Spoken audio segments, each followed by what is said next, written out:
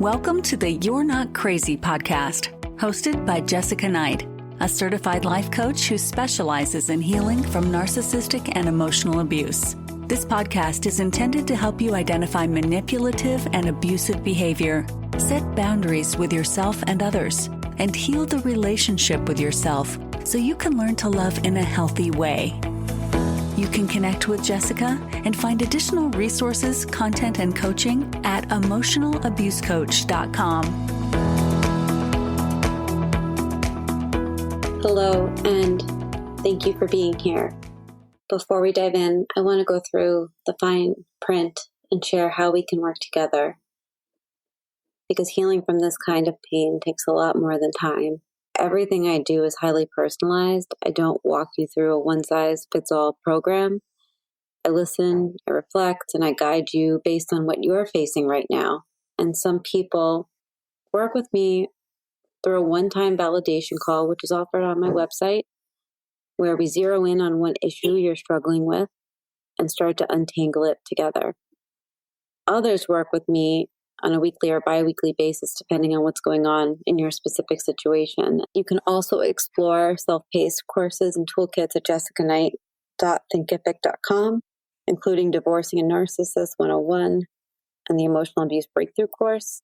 I have a documentation course and my new signature program, Unhooked, which is a private podcast and course that walks you through the full cycle of abuse, helps you map it in your relationship, and how to break it and how to begin to see what it really is that you're going through. You can find me on my websites, emotionalabusecoach.com and high-conflict divorcecoaching.com. All of the offerings that I just mentioned are also in the show notes below. Now let's get to the episode. As a divorce coach, which is, I would say, about 50% of my work, 50% is helping people understand and heal from abusive relationships, begin to get out of them, break the trauma bond, heal after you're already out of them, all the parts of the puzzle.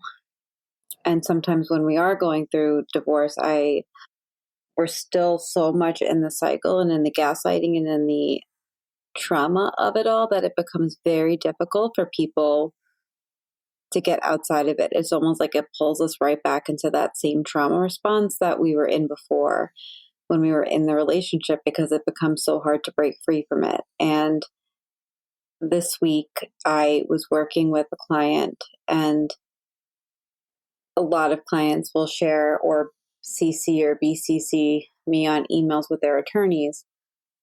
And I started to realize that my client was getting very frustrated, but I also realized that her lawyer didn't tell her about the process. I'm reading it and I'm like, she is going to be spending more money than not trying to simply understand this process. And then I realized how overwhelmed she was getting because she was getting flooded with all these OFW, our family wizard, emails from the other parent. And I was like, all right. I looked, because when you're not in it, you can see it so much clearer. And that doesn't mean that I can see my own situation clear all the time. I can see it because I'm outside of it. When I really need to kind of take a breath, I have to really remove myself from my own situation to see it. But when I think about other clients, I can see their situation and the patterns very clearly because it's not my child. It doesn't mean I don't care deeply about their kids. I do. But it's just different when I map out the patterns going on in their situation. And so when this was going on, I saw what was happening, and I knew that it would take me literally 10 minutes just to write out, hey, here's what I'm seeing.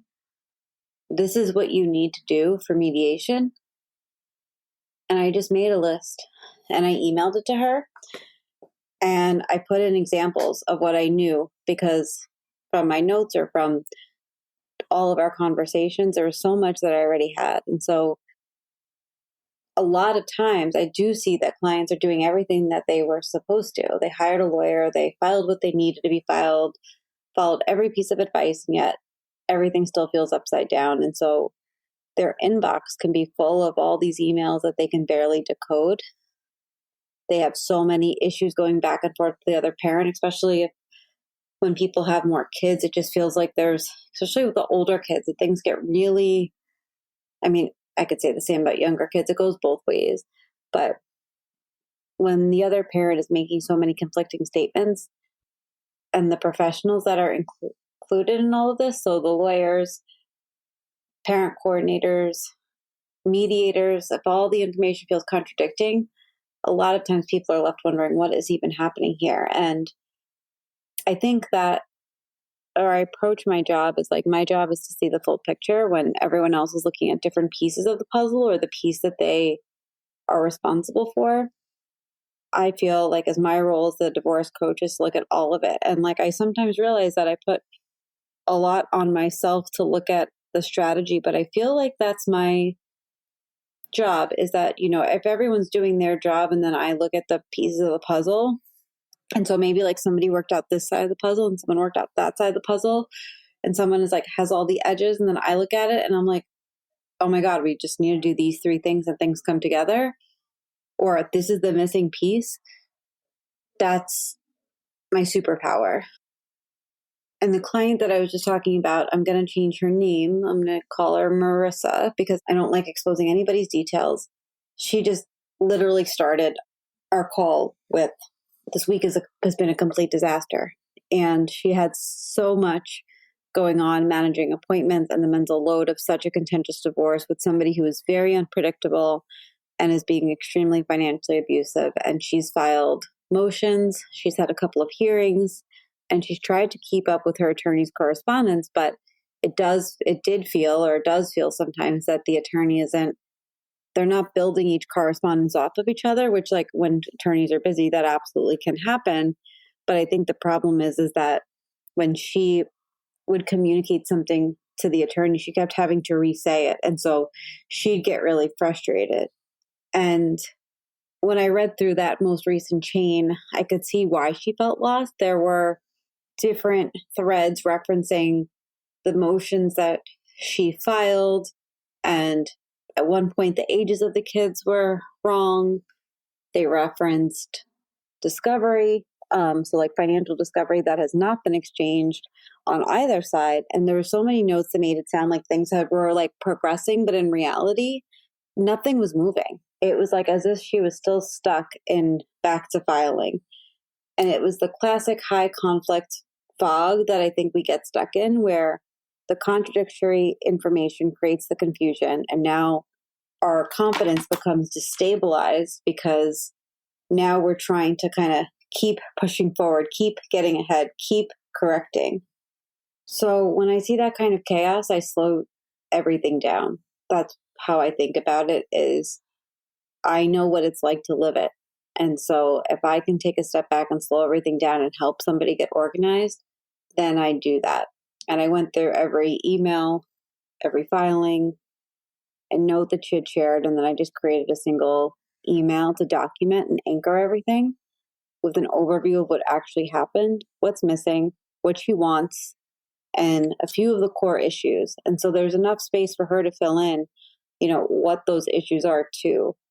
And I wanted to share some of these because I think it was helpful. So what I did was I clarified the record. So I confirmed which motions were filed and what hearings actually were attended and which documents were important to share. So that way, if the other side kept pushing and pushing and pushing, like it doesn't, you know, they might say, oh, well, we don't care if this like contempt motion is, you know, shared with the other side.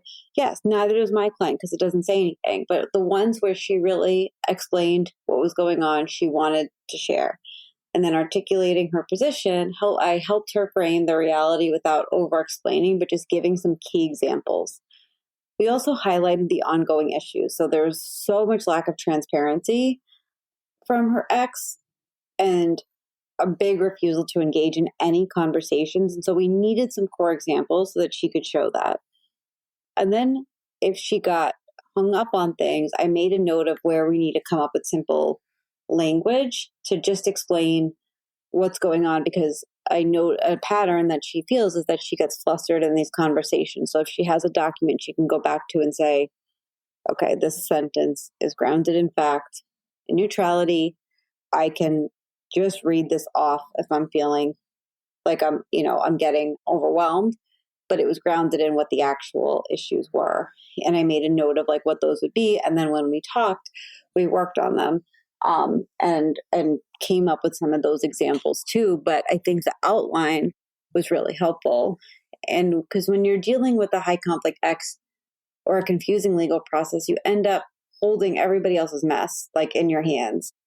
You have like your ex's denial and your lawyer's deadlines and pressure, and then, requests from other people, all together, and then like friends and family's words in your head. And sometimes I just think it's important to translate it to plain language. This is what's being said. This is what's happening. This is what matters in your case. And then we can come up with a plan to communicate it clearly and calmly. And I think sometimes just having a little bit of help can help so much. And that's the transformation that I think I aim for, is not to fix the legal system overnight, but to help each client that I work with feel more anchored within it. And it matters because when you're caught in coercive control, post-separation abuse, the confusion is one of the main weapons used against you because it destabilizes you. And abusers thrive on this chaos. They twist timelines, send mixed messages, they weaponize miscommunication, and they lie. Because the more disoriented you feel, the easier it is for them to feel in control. And when you're lying and then you're defending yourself, you come across as like being defensive and crazy, but you're really, like I said, just defending yourself. And so when I build this in with clients, it's not just about building a strategy. It's about what can I do to help protect them against this so that they have space for thinking. And once you can clearly articulate what's going on, it becomes less and less possible for someone, the other side, to rewrite a story for you of what they see or what they think. It means so much to me at the end of a call when they say, I feel so much better, finally understand what's going on. Because that's a moment that shifts from spinning in circles to feeling more steady. And that is what I want every client to experience. Because when you're able to name what's happening, your next steps become more obvious. You don't defend yourself as much. You just start directing your energy where it matters. And I think it's important to note that I'm not your attorney, and I'm not the person who helps you see the full picture, all the time. But I am somebody that can help you see the full picture between attorneys, filings, hearings, custody, professionals. It's the emotional, logistical, and strategic middle ground. I don't give you legal advice, and everything I say is always, this is something to talk about with your attorney, or here's an idea. Or, if someone says, I want to do this, and I say, well, here's the pro and here's the con, and I can help you interpret the legal communication, build the narrative, prepare for meetings. Most importantly, I can help you not feel like you're losing your mind all the time, because you don't need to be the calmest person. You don't need to be the one doing everything right. You just need to have some roadmap that makes sense.